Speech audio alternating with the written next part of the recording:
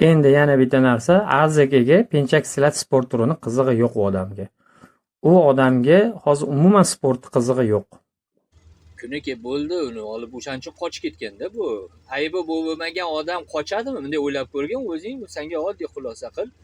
Qochmasdan mana bitta bilan anaqa qilib isbotlardi, agar gunohi bo'lmaganda. Gunohi bor uchun qochib ketgan. Ko'tni kir uni jalab yegan pullarni. Endi olib turib javob beradigan paytida qochib ketdi. Bu yozuvchilik, tuhmat bir narsaga kirmaydi. Bu haqqini talab qilishga kiradi. Bizning haqqimiz bor. Meni haqqim juda ham ko'p. 15 yillik meni mehnatimni yerga urib, hamma yo'qni barbod qilib, kalamushga o'xshab kirgisi yeb yurgan tvar gnida bilan bola chaqasini boqib. Kuttidan sug'urib olish kerak u pullarni bor-ku, gandonni. Unga Xudoy ham olib o'zi jazosini beryapti o'zi shundoq ham.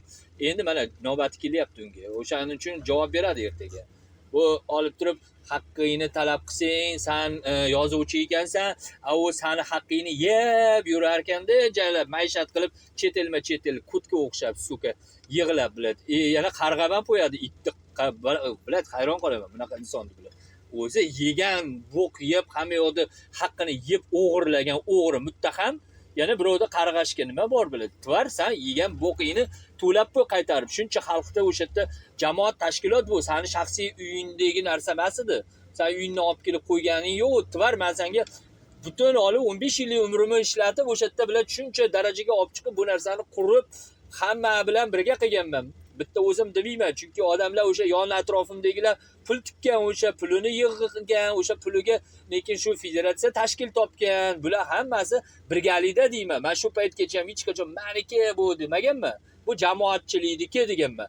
Jamoatchilikda rahbar degani odam o'sha jamoatning quli degani. Kerak bo'lsa o'sha uxlamay ishlab, o'shalar uchun sharoit yaratish kerak. Men shu ish bilan shug'ullandim.